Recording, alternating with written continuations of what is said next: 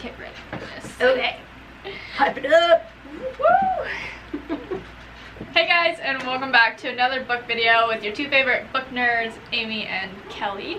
Today's video is going to be our July reading wrap-up. Yes. Yes. So, very Look excited. at the stacks. I know. We've got stacks. We've got stacks on stacks on stacks of books. That was dumb. Anyway.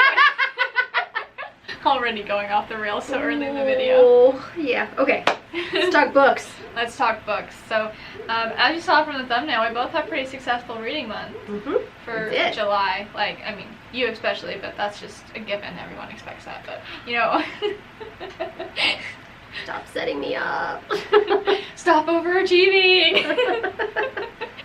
Alright, you know what? Let's just get into our stats and everything. Let's talk about our books that we read. Let's talk the big numbers. The big numbers. Alright, do you want to go first or want me to go first? I don't care. Oh man, Kelly, you can go first this time. Okay, I'll go first. Okay, here we go. Books and ratings. Yeah, here we go. You can't see the fat stack on the table right now. Okay, so I'm just gonna say, I think it was 7 of the books of the 11 that I read in July. 7 were from the October Day series. And in our video last month I said that I was starting to reread because she has 2 books coming out this fall, and I wanted to get caught up because it's been a while since I read them. And I decided to start with number 6, which was my favorite kind of out of the series. And then the more I read, the more I figured I would go back. So I finished the last 5 out of 6. I did not read the very last one because I've heard it ends on a cliffhanger. And I want to read that as close to release day of the next one as I can. So I quit -1. So these, like I said, 5 books. And then I started with the beginning again. The beginning is Rosemary and Rue. Yeah, there we go. Glare.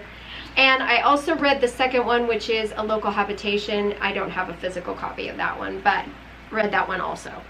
So, then outside of that, for our blind date with a book, I read Dial A for Aunties, and you can go see somewhere up there will be a link, I'm sure, our video on our blind date books. And then I read 2 more of the Raven Cycle books. I read The Dream Thieves and Blue Lily, Lily Blue. And lastly, I read our book club book, Gods of Jaden Shadow. And you can also go see our video on that. So, my 11 books. I had a 5-star. I had 7 4-stars and 3 3-stars. And the 3 3-stars are some of the later books in the October Day series because quality kind of fell off from the beginning. But hey, when you get 16 books in, you know. But I just started to notice some inconsistencies and some plot holes, and some of the books you can tell she has a social agenda and she gets a little preachy sometimes, and it just gets a little, so, but they're still fun. But anyway, there's a few of them that I can't really say why without spoiling anything, so I won't. Yeah, there's just a few. There was one especially that was just kind of fluff.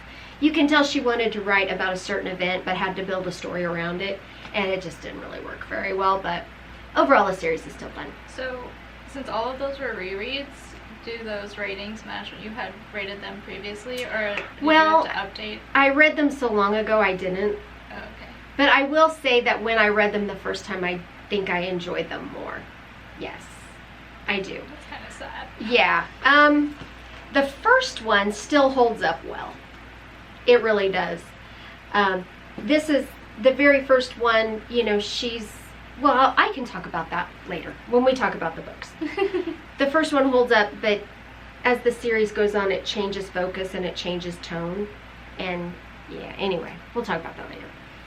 So anyway, I had an average of 3.8 stars for the month, which it's cool.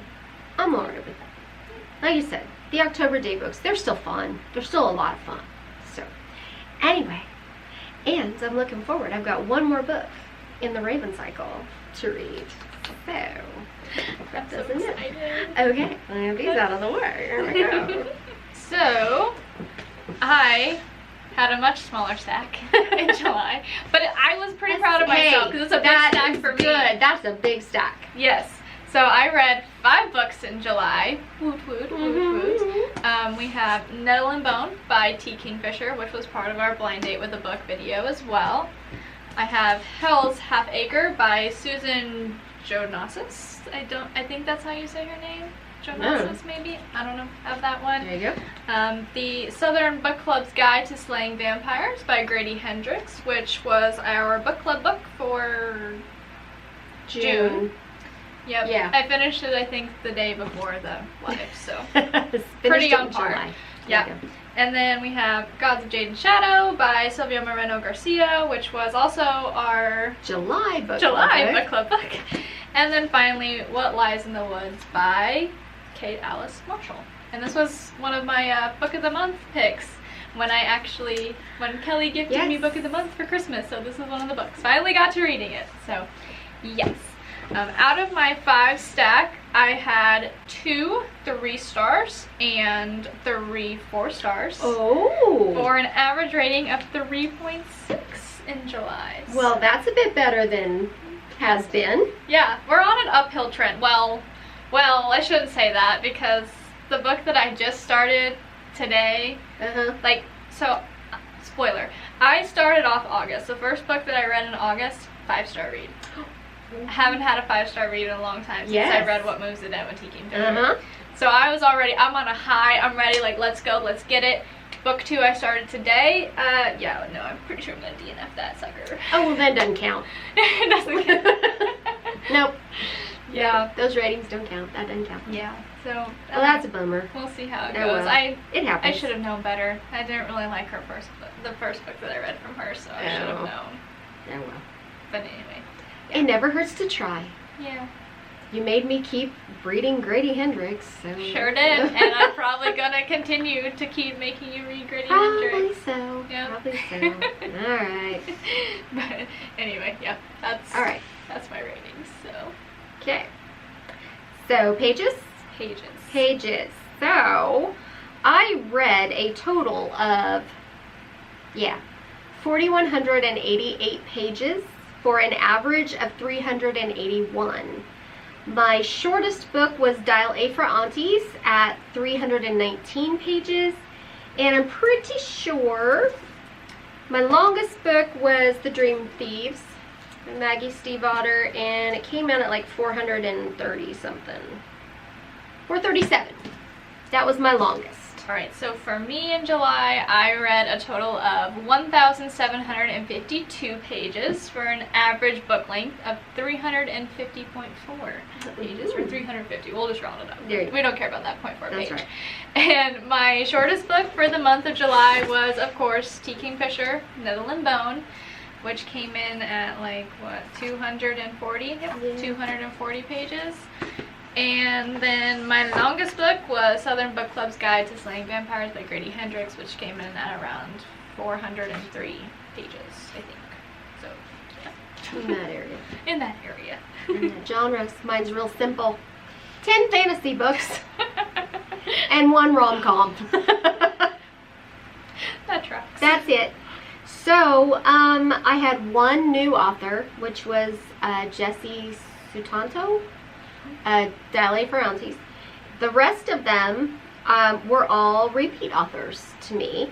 And, of course, Shannon McGuire I read multiples of this month, and Maggie Stiefvater I read 2 books. So those were both repeat authors and multiple in the same month. Nice. And yes, I will read from all of them again. So for me, my genre breakdown's a little bit more difficult it's not as You're more eclectic than the yeah, this I was a month. little bit more eclectic in July. We'll go with that. There you go. So I had 1 nonfiction, I had 2 fantasies, I had 1 thriller, and 1 horror. Because I'm going to separate them out. I don't think that they were the same. So Okay. not in this case. So those were my genres. For the authors, I had 3 that I've read from before: Grady Hendrix, Sylvia Moreno Garcia, and T. Kingfisher. Obviously going to keep reading from all 3 of those again for sure. And then I had, they're good. They are. I did have 2 authors that were new to me this month, or last month in July. That was Susan Jonasis. Jonasis. I'm really sorry if I'm butchering that name. I don't know how to pronounce it. And then Kate Alice Marshall was also new to me. And I probably won't be reading from Suzanne again, but Kate Alice, yeah, I would give her another shot. Yeah. So, you know, fairly successful on the authors month as well. There you go. Good deal. Yeah. Should we dive into our book? Shall we talk the books? Let's talk about books. Let's talk about books. Let's talk about books, baby. I was just running through my head. I just wanted to go sing it. That would have been funny if we both started at the same time. Right? Okay. Alright, the stack. So, again, Gods of Jaden Shadow. You can go watch our book club video that was out 2 weeks ago with this by Sylvia Moreno Garcia. God, I love this book. Loved it so much. Yeah, I could gush on this for the rest of this video, but I won't. You can go see what it was, but it's set in the 1920s in Mexico, kind of all over Mexico, and it's about this girl who basically frees a Mayan death god from captivity and then has to help him get his throne back. So, lots of folklore, magic, little teensy bit of romance that was just perfection. Yeah, I loved it. So there's that. Okay. Next, Maggie Stiefvater's The Dream Thieves and Blue Lily Lily Blue. So the Dream Thieves focuses, I mean, they're all like points of view from all of them. There's Gainsey, who is kind of the leader of this group of people who are looking for the lost King Glendower. So there's Gainsey has done all of this research and traveled the world looking for signs and figuring out these magical places, and they follow ley lines, which Blue, the girl in the group, Blue, calls the Corpse Road. But there's Gainsey, he's the leader. There's Adam, who is from the town that they're in, Henrietta. Yeah, Henrietta. He's kind of the scholarship at this elite boys school, and he's got a chip on his shoulder kind of about it. And in the first book, he does some possibly stupid things and gets himself a little power involved. But the second book, The Dream Thieves, focuses more on one of the others, who is Ronan. And Ronan is kind of, if we're going by, you know, the stereotypes, the archetypes, he's the bad boy. Mm-hmm. You know, if Adam has a chip on his shoulder about being poor in this, you know, rich boys school, Ronan has a chip on his shoulder about everything. But in this book, Ronan, well, at the very end of the first book, Ronan, I don't know how I can say without spoiling stuff. Ronan has a power that has to do with dreams, and it connects him to this forest that the kids believe that the lost king was buried in. Anyway, if they find this king, they can wake him up, and if they will be granted power and a favor and magical abilities and whatever. Anyway, The Dream Thieves, I really enjoyed it. I mean, it wasn't like completely from Ronan. It still had all of the other points of view in it.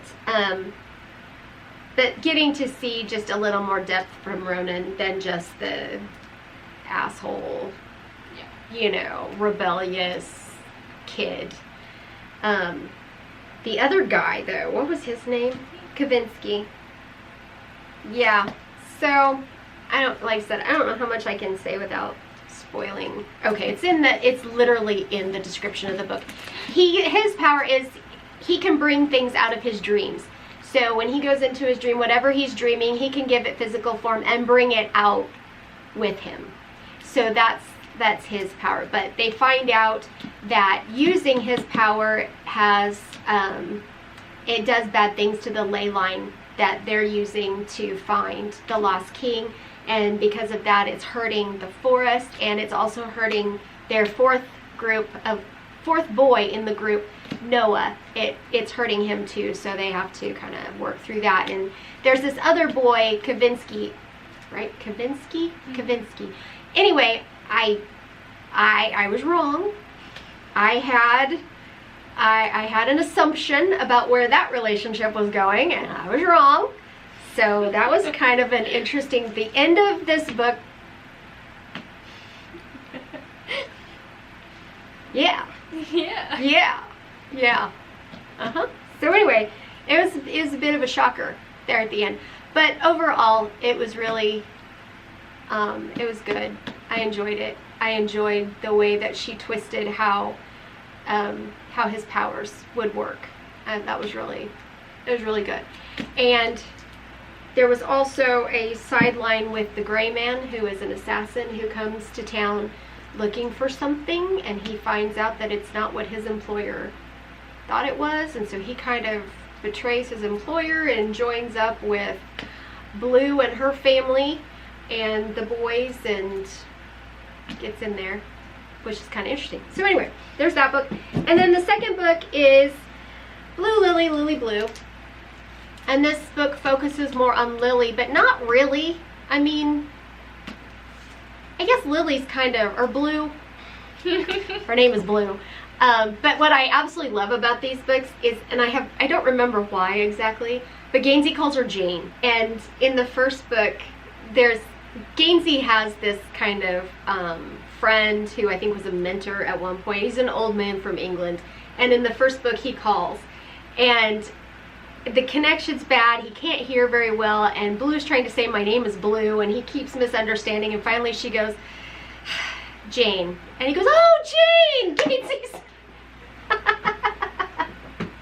So, there's generally a gag in the book surrounding Jane, but he calls her Jane all the time, and I just think it's so cute. But anyway, her name is Blue.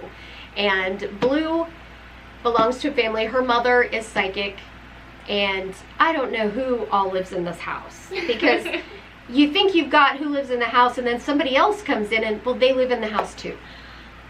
I don't know. There's aunts. There's, I think, people that aren't aunts, but yet they're friends, close enough friends that they're family. I don't know. Persephone, I don't know if she's actually related to them. I don't think Calla is either. I think Calla, Mara, and Mara is Blue's mom. I think Mara and I think they're Calla just, are sis. I thought they were just friends. Maybe they But Neve, the one that just Neve from the first book, that was her half-sister.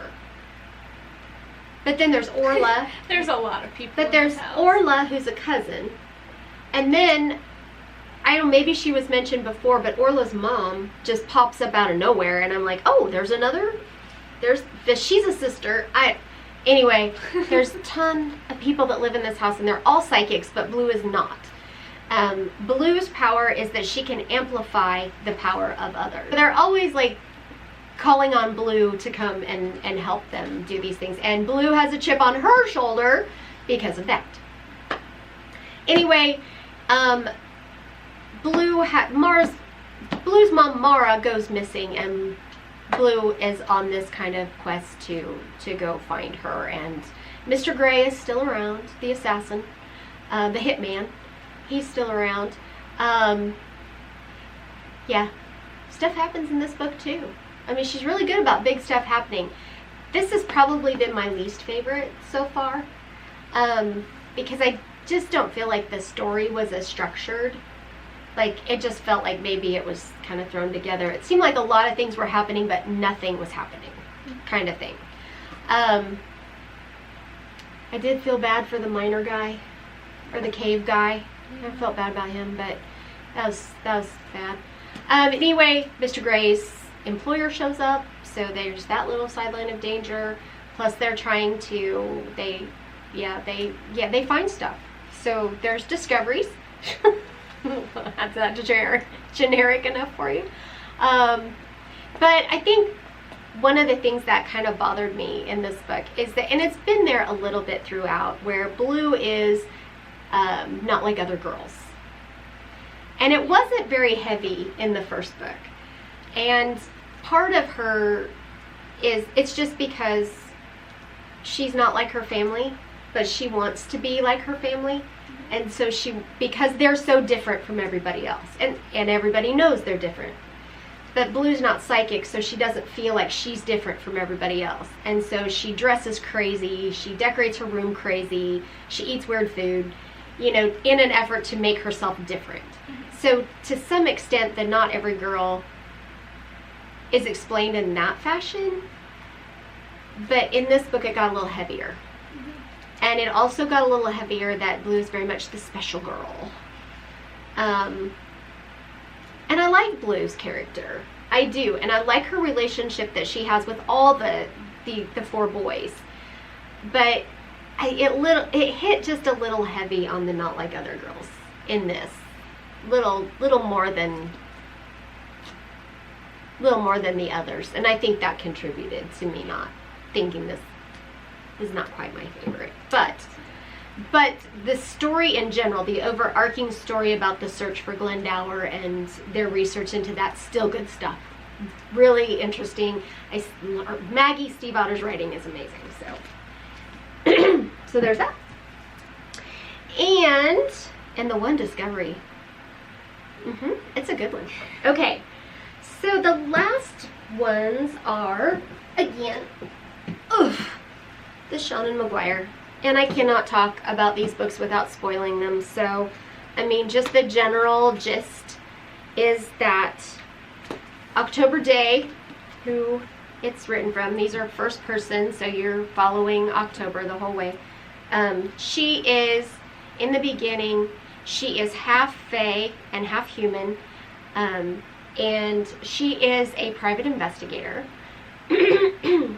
And at the time when we meet her in the beginning, she has a mortal fiance, excuse me, and they have a daughter.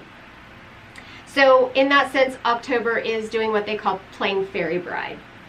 So anytime someone with fae blood goes and pretends to be mortal and gets in mortal relationships or goes to a mortal high school, whatever, they call it playing fairy bride. But anyway, that's what she's doing.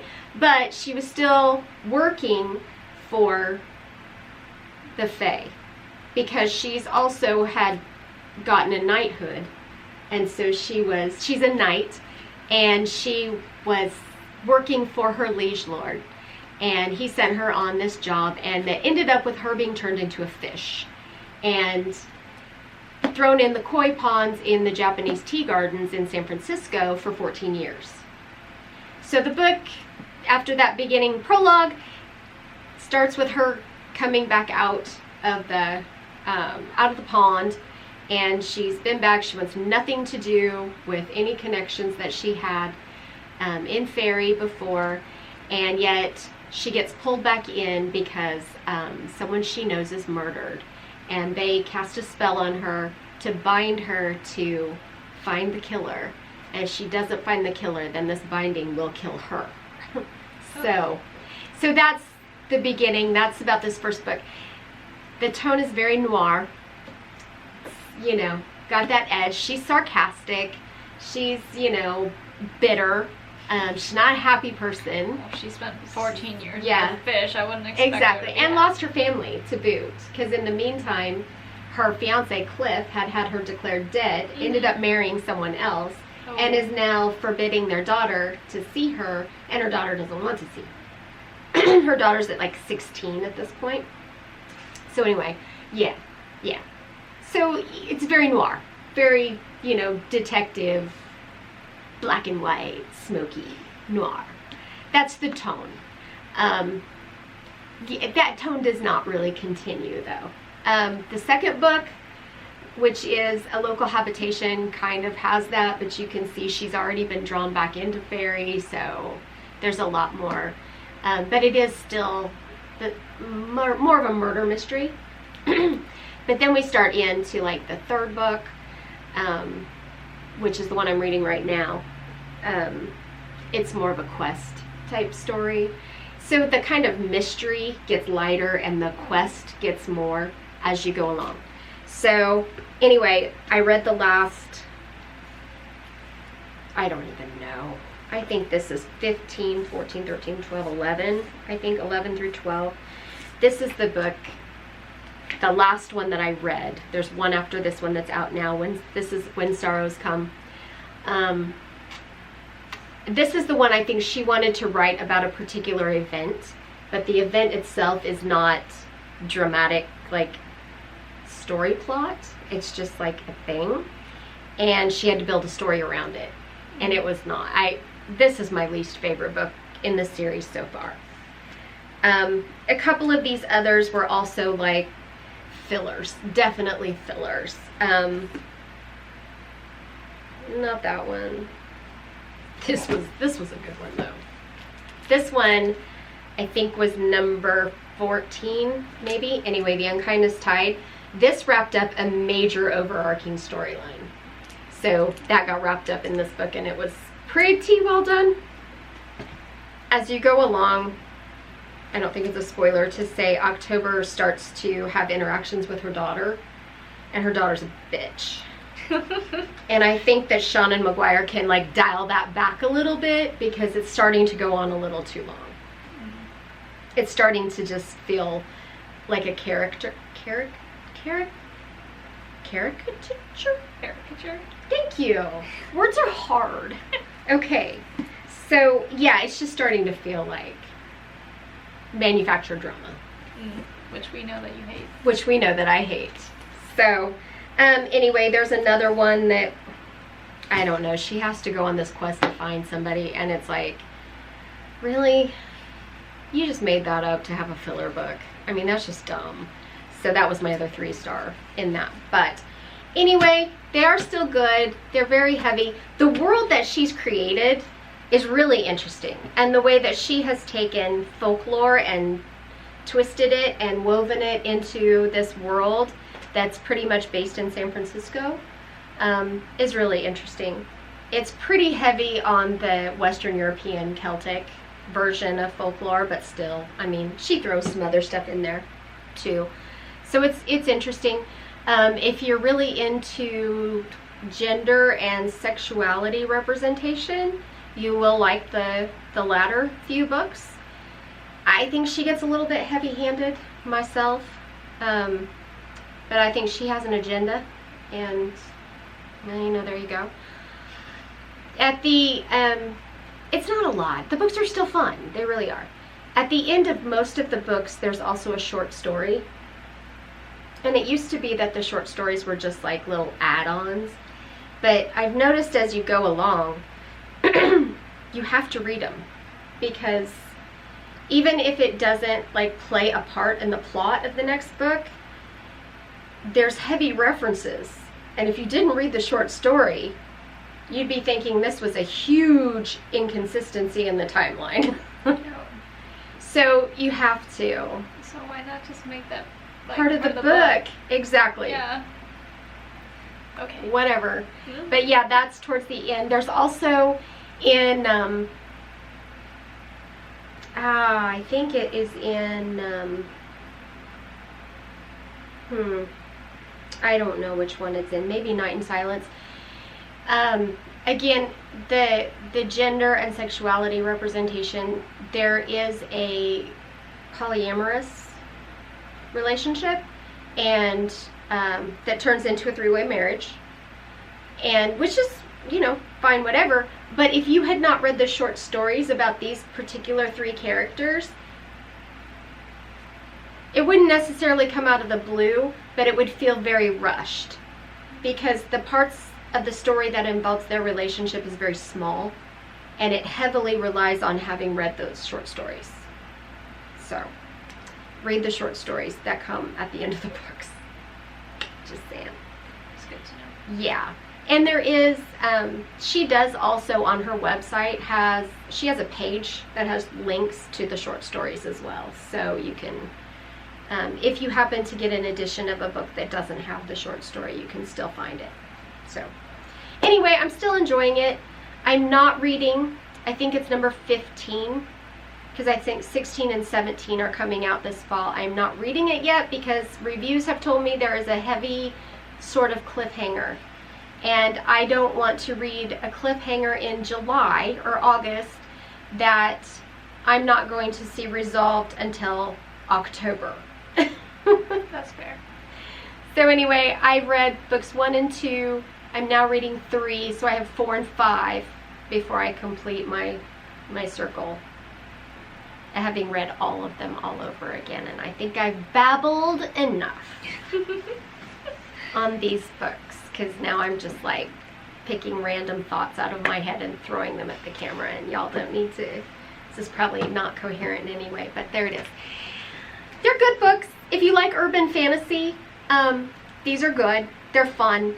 If you like books about fairy, these are good. They're fun.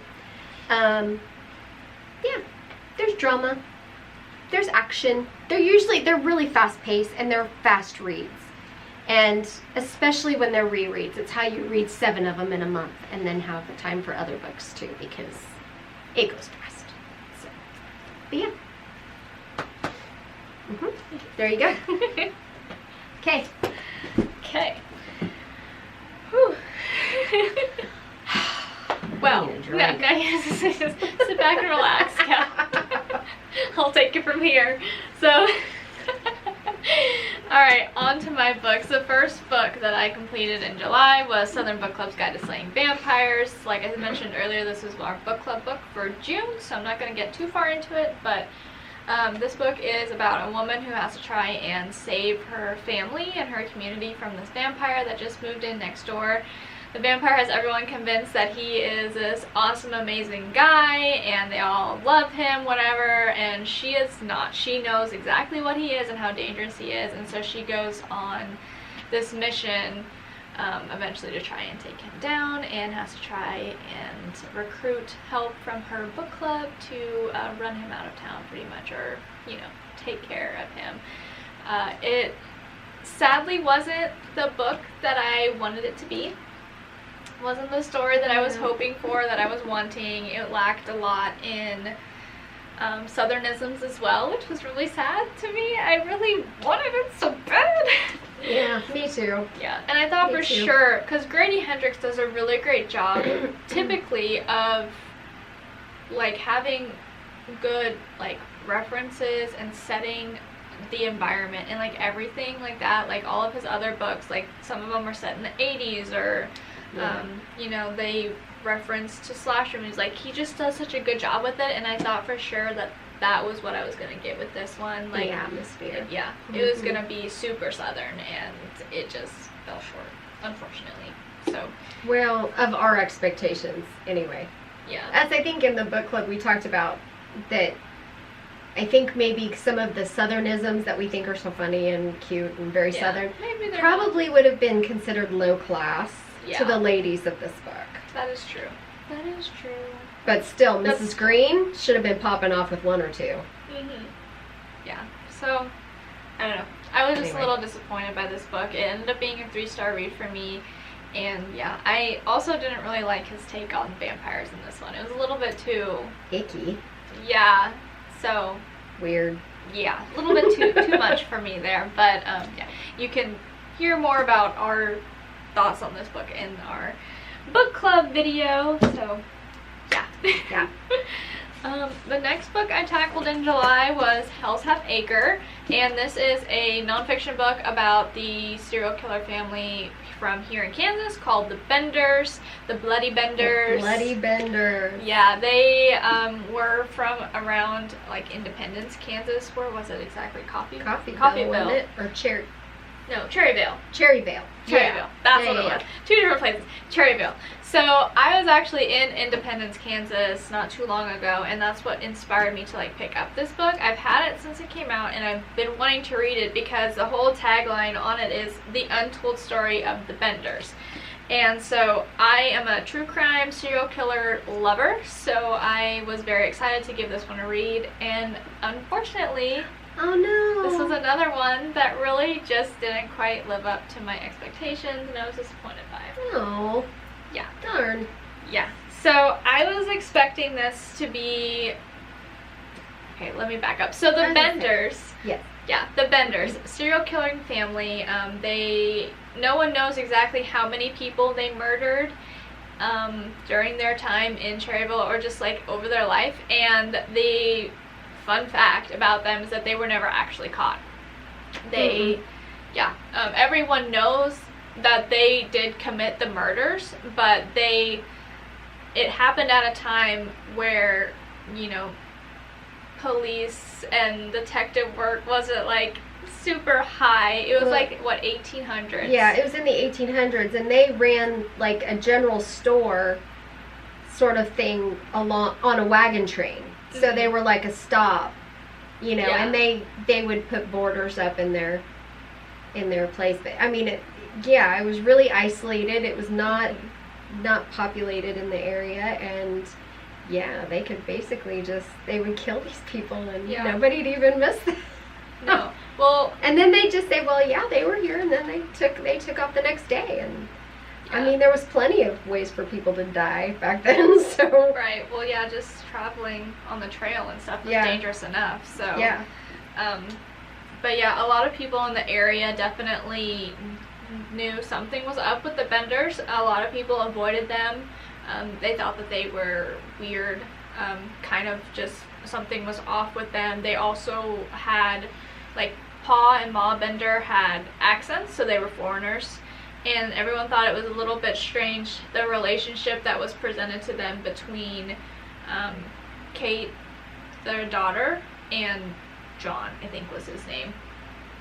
Because they told a lot of people that they were brother and sister, but they acted like a married couple. Mm-hmm. So there was a lot of kind of like inconsistencies with that story, but even with all that, everyone was just kind of avoided them for the most part, which just really helped them out with their whole thing, you know, because again, they remained isolated and they could kind of pick off people one by one as they came.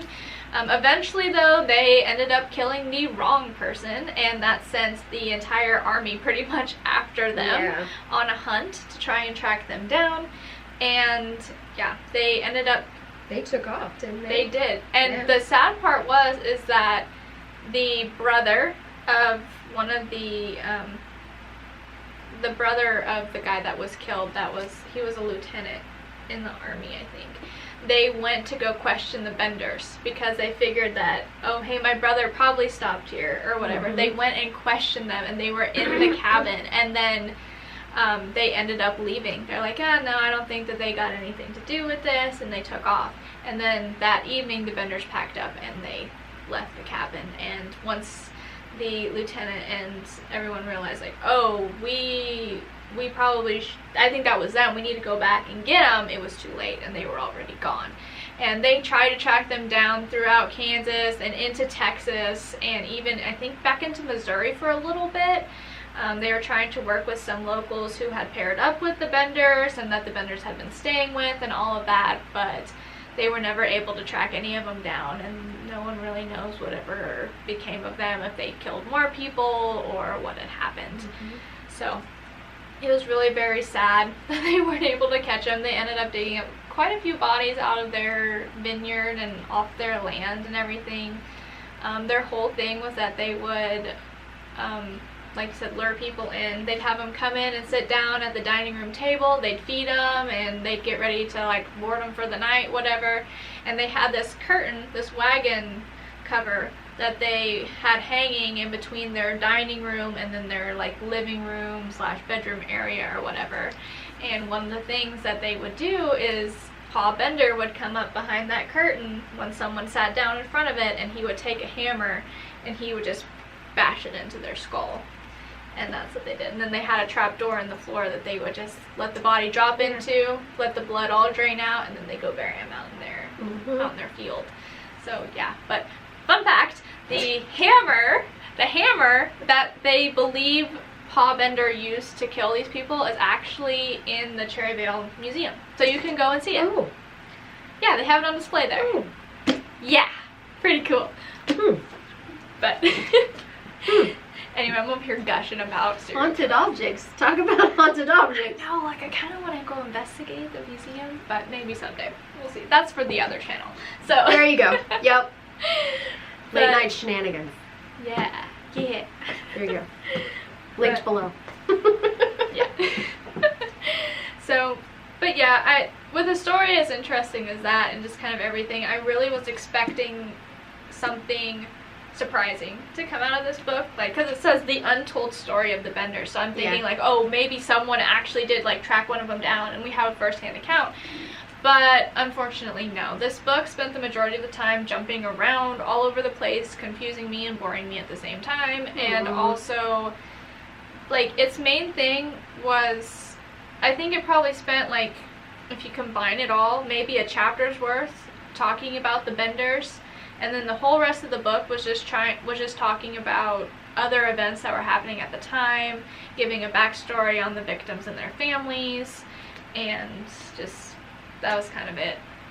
They did have like a little bit, you know, after the Benders took off, where they were trying to track them down. That part was pretty interesting, like towards the end of the book. It's like how close they came to almost catching them, like a couple of times. But other than that, I really just was kind of disappointed by it. It wasn't what I wanted. And in my opinion, if you want to learn more about the Benders and their story, like, I would suggest skipping this book and go listen to Morbid's podcast episode on the Benders, because I honestly think an hour-long podcast, like, they did an amazing job, and that's really all you need with the Benders, because we don't know a lot about them. Yeah, there's probably not much to tell, really, about them particularly. Like, they were never caught. So unlike with Bundy and Gacy and like all the other serial killers, like, they were all caught, and they have, like, people have conversed with them about the murders and everything, so there's a little bit more that you could get. But with the Benders, this took place in, like I said, the 1800s. Not a lot of records are happening right then, and it's all accounts from people who have passed on by now, and like, there's not a lot of things to help try and like keep things ordered and whatever. So and like I said, not a lot of people knew the Benders either, not well. So I don't feel like there's a lot that you can write a book on. It's just like, you know, those people in that cabin over there, they killed people. But yeah, so I still ended up giving it a 3-star just because I did enjoy reading about the Benders, like those parts in there, and like I said, the stuff that was like where they're trying to hunt them down. I didn't know about any of that, so I guess maybe that was my untold story, but there you go. Yeah, so a little disappointed, but glad I read it nonetheless. There you go. Next, I have Nettle and Bone by T. Kingfisher. This was a 4-star read for me. So this one is about a young princess who goes on a quest to try and save her sister from an evil prince, pretty much. It's got fairy tale vibes written all over it, like very twisted fairy tale. Even though it's a super short book, there's a lot of stuff that happens in it. I feel like there's a good chunk of adventure. There is some absolutely beautiful friendships that form in this. I love the characters so much. Found family. Yeah, found family. Definitely found family. It's so cute. Oh my gosh. And again, that perfect tinge of romance. Yes. Yeah. It's beautiful. And then Bone Dog was in this book. So how cute. I love Bone Dog. But yeah, I loved it. There were definitely moments that are going to make you laugh and smile, moments that are going to make you cry a little bit, for sure. It's got a demon chicken. It's got a demon chicken. A demon chicken. Yeah, I mean, that's all you need to know, right? I think so. You gotta read it just for the demon chicken. Yeah, so I definitely enjoy this book a lot. T. Kingfisher's writing is always top tier. I say always, I've only read 2 of her books, but you know, the 2 books I picked up. I've read 4. Yeah, and it is. It's top tier. You can hear more of my thoughts in our blind date with a book video. Yes. I'm not going to spend a lot of time on this book, but yeah, definitely will continue reading more from Tika for sure. And next up I have What Lies in the Woods by Kate Alice Marshall. So this book is about a girl who returns to her hometown after hearing the news of a serial killer who died that had attempted to kill her when she was 11 years old. Oh. Yes.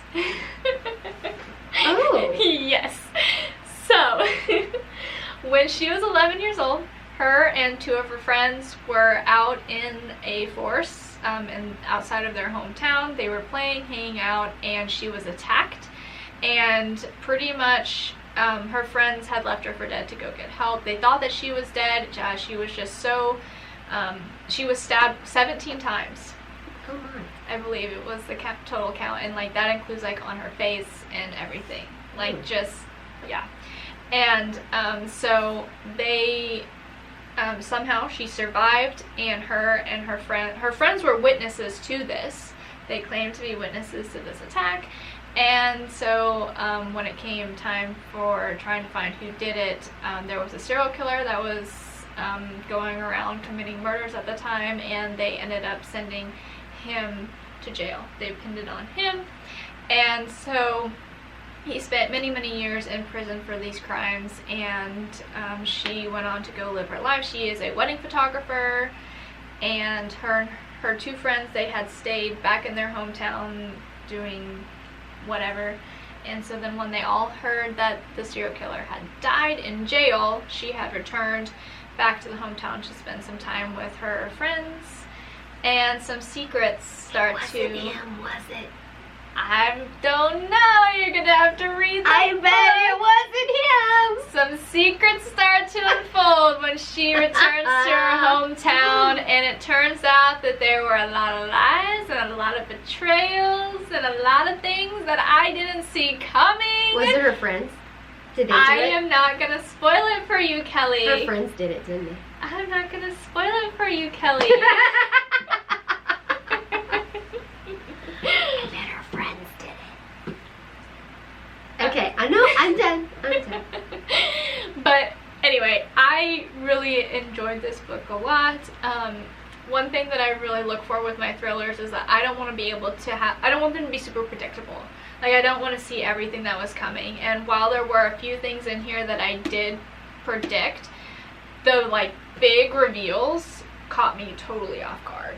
And I was like, oh my freaking goodness, like, you have got to be kidding. And there were even times where I thought I had it all figured out, and then it was like, no, we're going a different direction. And I'm like, oh my gosh, what is gonna happen next? So it was a wild ride, like, just the amount of just all of the secrets, and there's just so much happening. And it's like, it was a wild ride, and I enjoyed it a lot.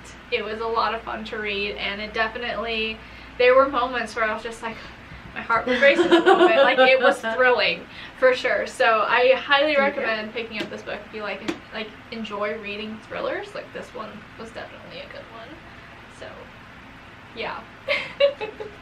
A lot of fun. And then my final book in July was Gods of Jade and Shadow by Sofia Moreno Garcia. And, I mean, Kelly talked about this a little bit in your wrap-up as well, so I'm not going to rehash about what it's about, but I did enjoy it. I didn't enjoy it quite as much as Kelly, but, you know, it's still 4-star for me. Yeah, I thought... So good. Yeah. Good. It was very entertaining to read. I really love her writing as well. Mexican Gothic was a great book, and so I was going into this with some pretty high expectations, and I feel like that they pretty much met my expectations. Like, I knew it was going to be a good one. I really enjoyed all of the adventure and the sarcasm and the relationships, what is the she sass? Was sassy. I love the sass. That's what I really liked, and again... She was a sassy girl. She Cassiopeia was. Yes, I loved the sass so much. And of course, she's like being sassy to a Mayan god of death. The god. The god. The lord of the god. The lord of the underworld. Yeah, and she's like smart enough. Yeah, I was like, oh, I love this so much, and I agree that the romance in here was just the right amount. It wasn't like too heavy-handed, and it was just so well done. It was. It was heartbreaking, and it was beautiful, and it was just like so many things about the romance that was great. I loved their friendship that they developed. Yes. And just how much they ended up caring for one another throughout the whole thing. And yeah, I really enjoyed this book a lot. And I really like how it ended. I do too. Because, and I'm really kind of hoping that there's like there a could spin-off. Be a sequel. I need a sequel there could to be this a book. sequel to this book. I really need one because, yes. Yeah, I will read that for sure. In a heartbeat. Yeah. In a heartbeat. So. There really needs to be. Yeah. Sylvia, we know you're watching. Exactly, yeah. Another book with Cassiopeia. Yes. And the demon. Yeah. And the demon. The demon. Yeah. So. And the ghosts. And the ghosts, yeah. Yeah. And you know, if the Mayan death god happens to make an appearance. Yeah, you know, just. It could be okay. A little stroll into the just mortal a cameo world. because, you know, we know. Yeah, okay, I'm going to end up spoiling it if I keep talking about it, but yeah. But anyway, yeah, definitely enjoyed this one a lot. It was really good. Yeah, so we've had had some success with our book club has been not too bad this year. Yeah, we're doing fairly well. Because, I mean, this was pretty good, Book Lovers was good, this was good, this was good. I didn't like this one, but you did. I did. That one was okay. I think, yeah, this was 3, but I think I maybe did 4 for that one. I don't remember, maybe 5, but 3, 5. I really enjoyed it, and I'm really anticipating this one being good. Yeah. And this one, and with this one, this whole section right here, I can't wait to get into. Yeah. So excited. So excited. But, yeah, anyway, that was this. You can hear more of our thoughts in our live stream. Yes. Our book club live. So, but anyway, yeah, that was my July reading. There you go. Yeah, not too bad, not too bad. Pretty good stuff. Yeah. So as we just went through all of our book club books. Yes, this is our next one that we're reading this month of shoot. There we go. In August, we are reading In My Dreams I Hold a Knife by Ashley Winstead. So that will be that. Join us, read it. And then Labor Day weekend, because, you know, come on a Sunday afternoon, Labor Day weekend, you know you got nothing better to do. You might as well come watch us talk about a book. Yeah. Join in and comment. Otherwise, we'll just sit here and blabber on. You can't tell we do that, can you? No, never. At least this video will be edited. That one's live. But anyway, this is the book club book, and again, the first Sunday of the month, normally around 3-ish, is when we have our live discussions. So we would love it for you to join us and give us your thoughts on the book as well. So, yeah. There you go. I think that's the wrap-up. Yeah, I think that's it. That's it. For our July. So. You got plans for August? Well, not really so much anymore. I don't know, I thought I did, but no. Well, we have a couple videos to read for, so can't spoil that. No. That's it? I mean, come on, you gotta stay on your roll. You read 5 books. I'm a mood reader. I don't plan TBRs anymore. I used to do that, and then I got overwhelmed, and I never met my goals, and it was just depressing. So I just read when I feel like it, and I read what I feel like it, and when I feel like it. When and what. It doesn't matter. Something like that, anyway. I'm a mood reader. What about you? Well, I am currently reading, like I said, the 3rd book in the October Day series, so probably finish that for sure. And then I don't know, I've got to spread this out because I don't think that the next book comes out, I think it's the end of September. So if I'm not going to read that last book until September, I may have to spread this out a little bit. That I will probably read the last book of the Raven Cycle, The Raven King. Probably read that. I don't know. I kind of had thought this last half of 23 would be focusing on sequels and finishing, or at least continuing on in series. So, I don't know, I'm a mood reader too. So, it could be The Girl in the Tower or Josiah Bancroft's the Tower of Babel series there. So yeah, that one, I don't know. I might start in with the Justice of Kings sequel, The Tyranny. I might do Harrow the Ninth. But I don't know. I might wait on Harrow the Ninth until maybe like September, October, because they're kind of spooky. And there's actually 3 more I haven't read. I think there's 4 books total. So I might read those in October. I don't know. Got lots of choices. We'll see what steps out. But I do want to continue a series and get started on those because I have the books, so I have to read them. Exactly. I have the books, so that's probably what I will do. No, we'll see. Yeah. Probably throw another T. Kingfisher in there too. Probably so. I think there's one coming out. So there is. Well, Thornhedge, I think, is coming out this month.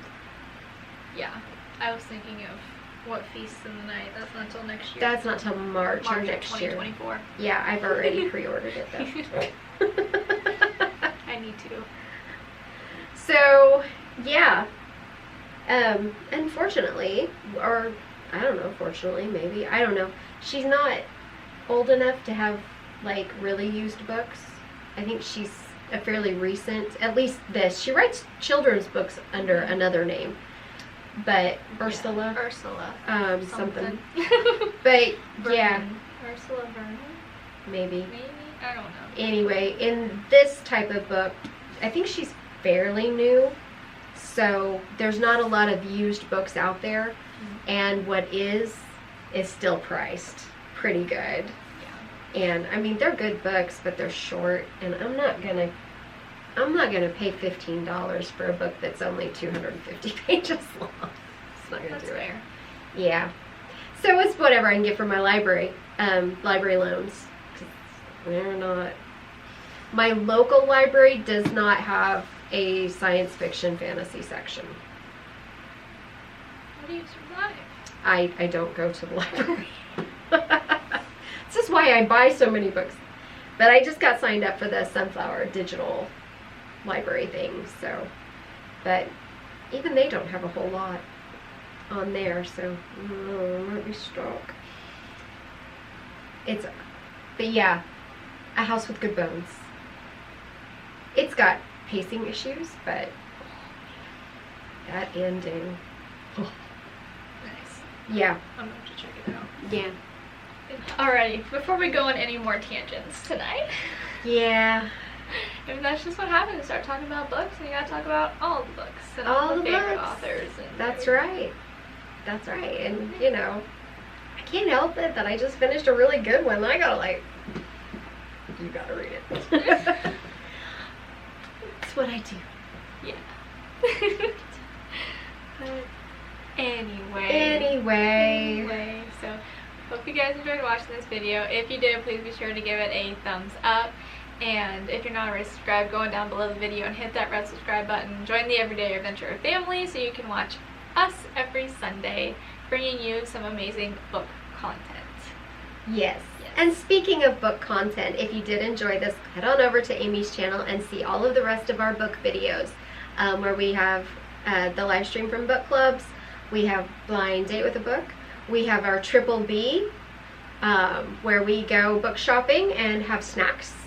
And you know, whatever else we did, I don't know, you know, there's stuff there. We go on book adventures. So there's that, and our recommendation videos, like especially our spooky season where we decided to try to go on location. That was quite the... That was an adventure. That was an adventure. Anyway, if you didn't particularly care for the book content, I mean, we're good, but you know, maybe it's not your thing, you still head over to Amy's channel where you can see all kinds of other videos, from shopping hauls to home decor to decorating. Kitties are all over the place. There are massive cleaning videos, travel, and if that's not enough for you, she also has a blog where there is even more things for you to explore and see over there. Anyway, like I said, hope you enjoyed watching this video. Let us know down in the comments how your July went, your reading month, and what some of your least favorite books were. Anyway, yeah, that's enough for tonight. It's late, we're tired, and I'm hungry. I'm gonna go home and eat. So hope you enjoyed watching. I'm Amy. And I'm Kelly. And we are the Everyday Epic. We'll see y'all in the next one. Bye. Bye.